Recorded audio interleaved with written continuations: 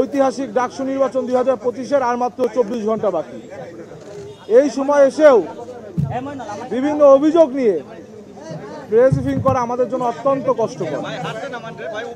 আপনারা জানেন, আজ সকাল থেকে বাংলাদেশ জাতীয়তাবাদী ছাত্রদল সমর্থিত বিবি প্রার্থী আবিদুল ইসলাম খানের আইডিটি সাইবার অ্যাটাকের মাধ্যমে সকাল 9:30টায় ডিসেবল করে দেওয়া হয়।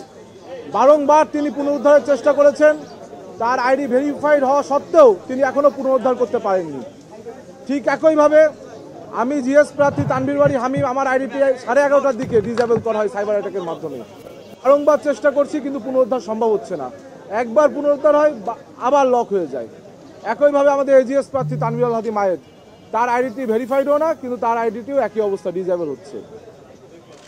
তো একটি গোষ্ঠী যারা এই নির্বাচনে, আগামীকালকে নির্বাচনে পরাজয়ের আশঙ্কা থেকে যারা জনপ্রিয় ছাত্রনেতা রয়েছে, শিক্ষার্থীরা যাদের পাশে রয়েছে,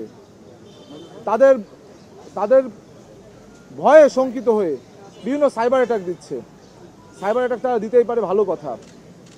আমি আপনাদের মাধ্যমে ঢাকা বিশ্ববিদ্যালয়ের শিক্ষার্থীদের আহ্বান জানাবো, যারা সাইবার অ্যাটাক দিচ্ছে তাদের বিরুদ্ধে আপনারা আগামীকালকে ব্যালট অ্যাটাক দিবেন। সাইবার অ্যাটাকের বিরুদ্ধে আমাদের শিক্ষার্থীরা আগামীকালকে ব্যালট অ্যাটাক দেবে বলে আমাদের বিশ্বাস। একই সাথে আমি শিক্ষার্থীদের দৃষ্টি আকর্ষণ করে বলতে চাই, আজকে শিক্ষার্থীদের প্রতিনিধি হিসেবে আবিদ ভাই, আমার বা মায়েদের আইডি ডিসেবল করা হয়েছে। আগামীকালকে ওই প্রতিক্রিয়াশীল গোষ্ঠী, এই যারা সাইবার অ্যাটাকের সাথে জড়িত, তারা যদি কোনোভাবে বাই ফল্ট ইলেক্টেড হয়, তাহলে ঢাকা বিশ্ববিদ্যালয়ের 40,000 শিক্ষার্থীর আইডি কিন্তু তারা ডিসেবল করে দিবে। আপনারা দেখেছেন পূর্বে রাষ্ট্রের পক্ষে দেশপ্রেমিকতার সাথে যারা কথা বলেছে তাদের গুম করা হতো, আর এখন যারা দেশপ্রেমিকতার পক্ষে কথা বলে, দেশের পক্ষে কথা বলে, তাদের সামাজিক যোগাযোগ মাধ্যমগুলো বিভিন্ন সাইবার অ্যাটাকের মাধ্যমে বন্ধ করে দেওয়া হচ্ছে। এই দুটোই কিন্তু সম অপরাধে অপরাধী।